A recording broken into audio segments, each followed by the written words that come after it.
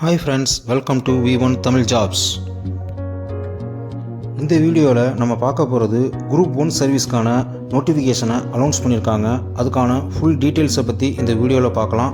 வீடியோவை ஸ்கிப் பண்ணாமல் பாருங்கள். வாங்க வீடியோக்குள்ளே போகலாம்.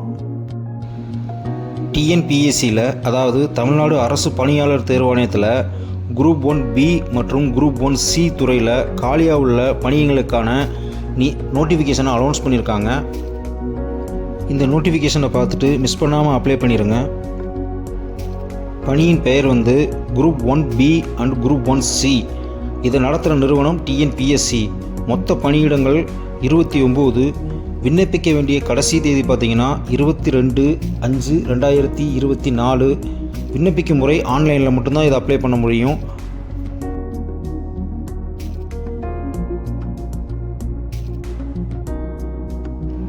மொத்தம் 2 போஸ்டிங் அனௌன்ஸ் பண்ணியிருக்காங்க. அதில் number 1 assistant commissioner level post, அடுத்தது district educational officer post.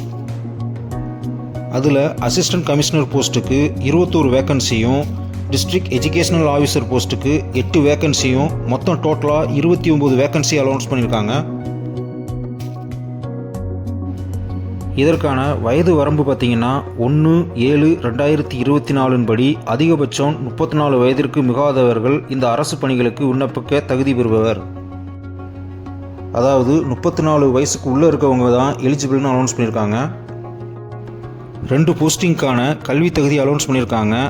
Assistant commissioner போஸ்டிங்க்கு பேச்சுலர் ஆஃப் லா தேர்ச்சியோட executive officer grade 1 or grade 2 or grade 3 or grade 4 பணிகளில் 6 வருஷ எக்ஸ்பீரியன்ஸ் 6 வருட சேவை செஞ்சுருக்கணும்னு சொல்லியிருக்காங்க. அதே மாதிரி டிஸ்ட்ரிக்ட் எஜுகேஷனல் ஆஃபீஸருக்கு மாஸ்டர் டிகிரியில் தேர்ச்சி பெற்றிருக்கணும்னு அனௌன்ஸ் பண்ணியிருக்காங்க. செலெக்ஷன் ப்ராசஸ் அதாவது தேர்வு செயல்முறை காமன் தாங்க. Common preliminary examination first, second main examination ரெண்டையுமே கிளியர் பண்ணணும். First common preliminary examination objective டைப்பில் கொஸ்டின்ஸ் கேட்டிருப்பாங்க. ரெண்டாவது செகண்ட் ஒன் மெயின் எக்ஸாமினேஷன், அது ரிட்டன் எக்ஸாமினேஷன் அண்ட் இன்டர்வியூ ரெண்டையுமே நம்ம கிளியர் பண்ணால் தான் இதில் போஸ்டிங்க்கு எலிஜிபிள் அப்படின்னு சொல்லியிருக்காங்க. அடுத்து சேலரி டீட்டெயில்ஸை கிளியராக கொடுத்துருக்காங்க. அதாவது ஊதிய விவரம் என்னென்னா, அசிஸ்டன்ட் கமிஷனர் போஸ்ட்டுக்கு லெவல் 22 கிரேட்லையும், டிஸ்ட்ரிக்ட் எஜுகேஷனல் ஆஃபீஸருக்கு லெவல் 23 கிரேட்லையும் சேலரி அனௌன்ஸ் பண்ணியிருக்காங்க. இந்த போஸ்டிங்க்கான எக்ஸாம் ஃபீஸையும் தெளிவாக கொடுத்துருக்காங்க. அதாவது ப்ரிலிமினரிஸ் தேர்வு கட்டணம் ரூபாய் 100, மெயின்ஸ் தேர்வு கட்டணம் ரூபாய் 200, டோட்டலாக 300 ரூபா நம்ம பே பண்ணுற மாதிரி இருக்கும். அடுத்து அப்ளை பண்ணுற முறையும் தெளிவாக கொடுத்துருக்காங்க. இதை ஆன்லைனில் மட்டும்தான் அப்ளை பண்ண முடியும் இந்த 2 போஸ்டிங்க்கும். இதுக்கான லாஸ்ட் டேட்டையும் அனௌன்ஸ் பண்ணியிருக்காங்க. அதாவது 22/5/2024 அன்னைக்கு ஈவினிங் வரையும் அப்ளை பண்ணிக்கலாம்.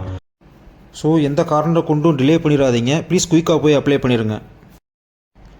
இதில் அப்ளிகேஷன் கரெக்ஷன் விண்டோவும் கொடுத்துருக்காங்க.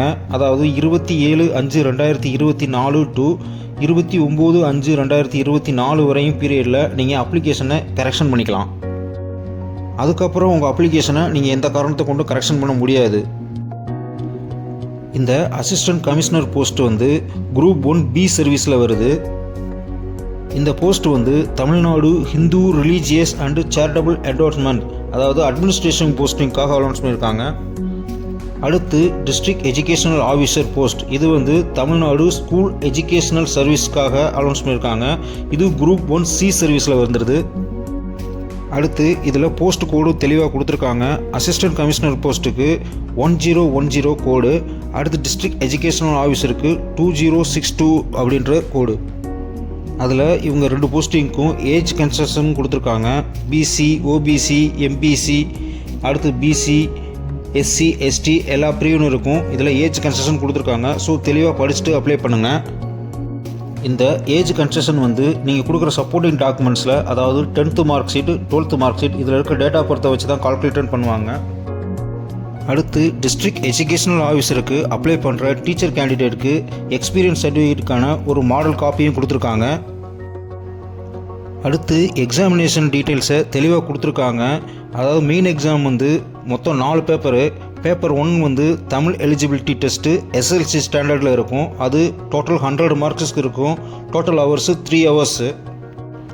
அடுத்து பேப்பர் 2 இது வந்து ஜென்ரல் ஸ்டடீஸ். இது வந்து டிகிரி ஸ்டாண்டர்டில் இருக்கும். இதுக்கு வந்து மேக்ஸிமம் மார்க்ஸ் வந்து 250 மார்க்ஸு. இதோட டோட்டல் டூரியேஷன் வந்து 3 hours. அடுத்து paper 3 Hindu religions degree standard. இதுவும் 250 மார்க்ஸுக்கு 3 ஹவர்ஸ்க்கு டூரியேஷன் இருக்குது. அடுத்து பேப்பர் 4 லா டிகிரி ஸ்டாண்டர்டுக்கு, அதுவும் 250 மார்க்ஸு 3 ஹவர்ஸுக்கு. டோட்டல் மார்க்ஸ் பார்த்தீங்கன்னா பேப்பர் 1, 2, 3, 5 டோட்டலாக 750 மார்க்ஸு. அடுத்து இன்டர்வியூக்கு 100 மார்க்ஸு.